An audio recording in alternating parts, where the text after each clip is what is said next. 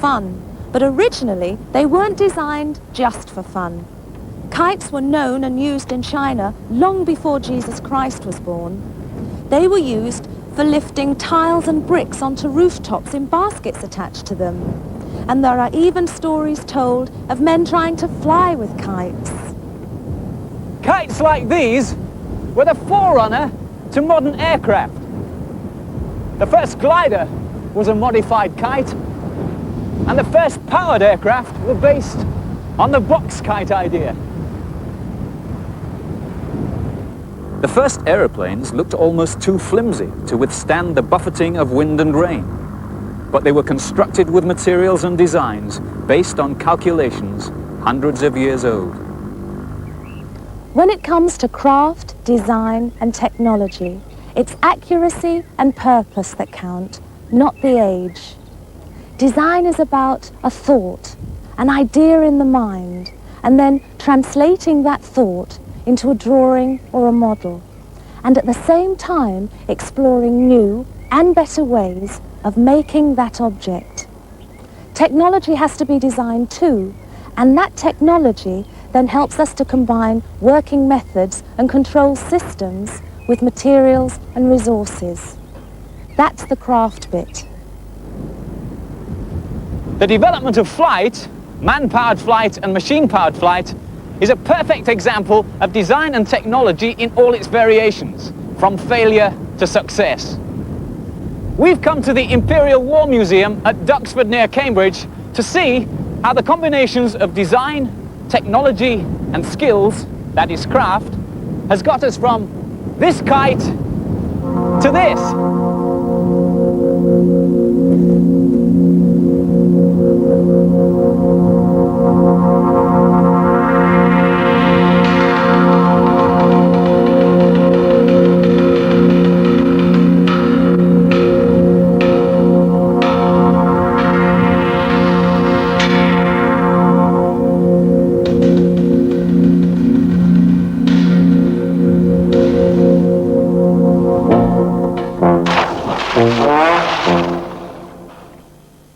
People have always envied the freedom of birds. Early experiments were all based on trying to copy a bird's winged flight and body movement. But we are much heavier than even the largest bird. Our arms and legs have developed for land-based activity. Most important of all, human muscle and bone do not have the flexible and aerodynamic qualities of feathers and bone. Leonardo da Vinci, the 15th century Superman, was also interested in flying. But his carefully calculated designs of manned flight, based on birds, were not seen to be needed and were never tested.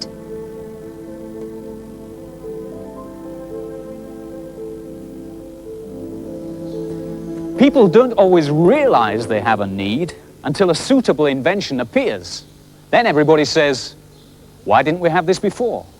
How did we manage without this object? Sometimes an invention is so far advanced that nobody sees the benefit of developing a design or providing money to learn how to bring the invention into general use. That's what happened to Leonardo da Vinci. But he loved learning about something new in detail just for the knowledge it gave him, and to answer the questions he asked himself. How, why, and for what purpose?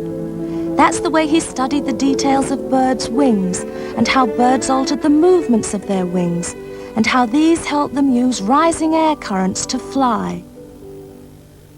The Royal Air Force Museum at Hendon in London have a plaque in tribute to his inventions and research. Leonardo da Vinci, the first genius of flight. And right next to the tribute to Leonardo da Vinci, there's a tribute to Sir George Cayley. And he is called the father of modern aviation.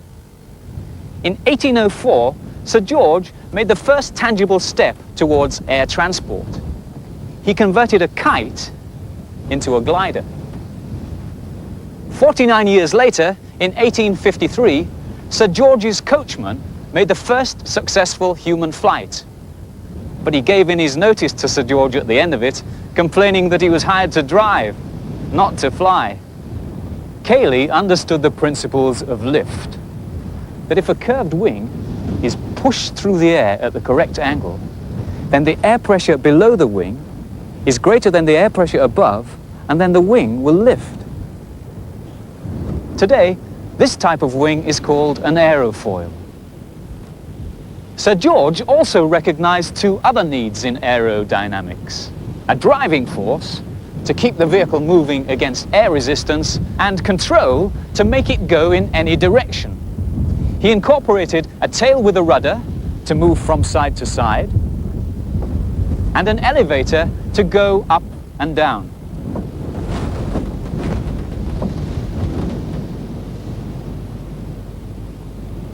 If Cayley had found the right source of power, he would have brought forward powered flight by 50 years.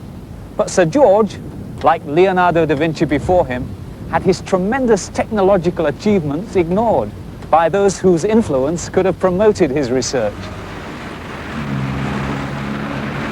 The four-stroke internal combustion engine appeared in 1885, another enormous technical leap forward, but the engines were much too heavy to power any aircraft. The first powered flight took place in 1903. The Wright brothers built an engine light enough to combine with a biplane kite. The craft was kept on an even flight or banked for a turn by wing warping. Tension was exerted at one wingtip and slackened at the other by wires pulled by the pilot. This was the next big step. With the First World War came the need for a quick and accurate means of attack, and, just as important, the need to be able to see as much of the battlefield as possible from above. Because the soldiers were dug into trenches, it was very difficult for the opposing troops to see each other and plan their strategies. But from the air, it was easy to draw maps and plan their attacks. The planes were simple and effective. Some carried guns, and by this time, ailerons, which automatically do the same job as wing warping, were adopted, and air maneuverability was becoming highly developed. These biplanes were made out of fabric and wood and were fast. Just over 100 miles an hour is pretty nippy when you think that most people living in towns and cities traveled by tram or on foot, and many in the country thought that a horse at the gallop was speedy.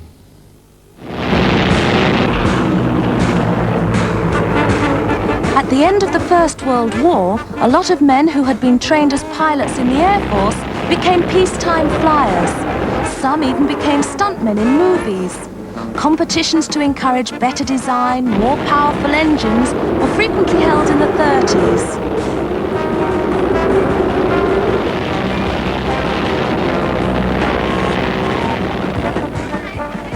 Amy Johnson was a noted competitor who flew many long-distance flights.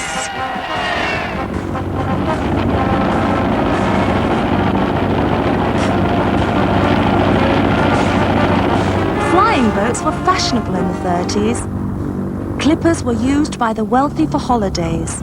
They were fitted out in the same luxurious manner as the big ocean-going liners. In those days, you could send a letter almost anywhere in the world for less than a penny in today's money. Jet propulsion was the next great leap forward. This was an idea that had been around since the 18th century and was based upon Sir Isaac Newton's third law, which is that action and reaction are equal and opposite. In jet propulsion, forward propulsion is created by thrust, which is generated by the rearward escape of gases. Here's a simple and easy way to understand and remember the idea of how a jet works. Take a balloon, pump it full of air, and then release it, and watch how the balloon jumps forward as the air rushes out backwards.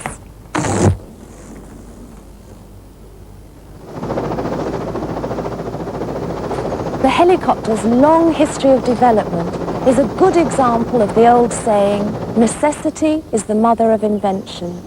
It's another of Leonardo da Vinci's designs which didn't get anywhere until much later. The first practical helicopter flew in Germany in 1936. They're expensive to build and run, but their usefulness in all weathers and for all needs more than covers the cost. taking a sick child to hospital, working as a flying crane. And we've all seen those daring rescues. But so far, the greater achievement of man's flying dreams is summed up in faster-than-sound aircraft. Supersonic Concorde took to the air in 1976 to cross the Atlantic as a commercial passenger-carrying service, and flying at supersonic faster-than-sound speeds of Mach 2, which is approximately 1,350 miles an hour, which now means we can cross the Atlantic in just over 3 hours, instead of 6 hours on a jumbo jet. This particular plane made a very special contribution to the Concorde service. It was one of 2 aircraft specially designed to test new equipment. The design was drawn, technology was used to build it, and more technology was used to test and prove it. Remember the early biplanes we looked at? Well, they could carry 1 or 2 people at most, and a couple of lightweight guns during wartime.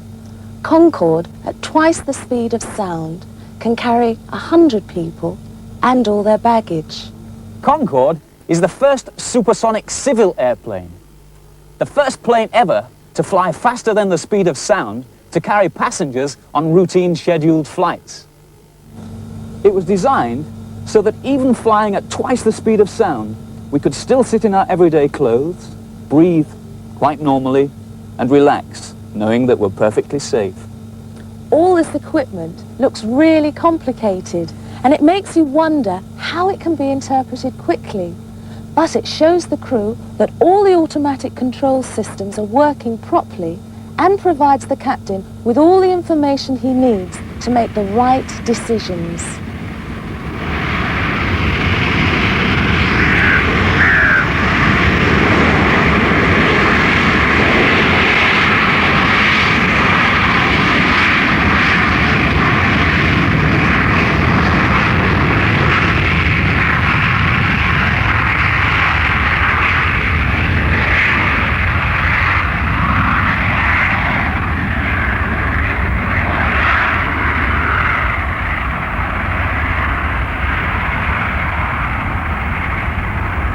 It took just 60 years to get from a small powered aircraft controlled by 1 person and flying at around 100 miles an hour to this means of air transport, which needs a team of trained, skilled people to operate it, but can travel at twice the speed of sound. Just think, in the time you've watched this programme, Concorde could fly from London to Edinburgh. Concorde is all about transport. It's about moving people and freight. But most of all, it's about imagination, research, invention, and curiosity, and using them all in a systematic application of craft, design, and technology. From this to this.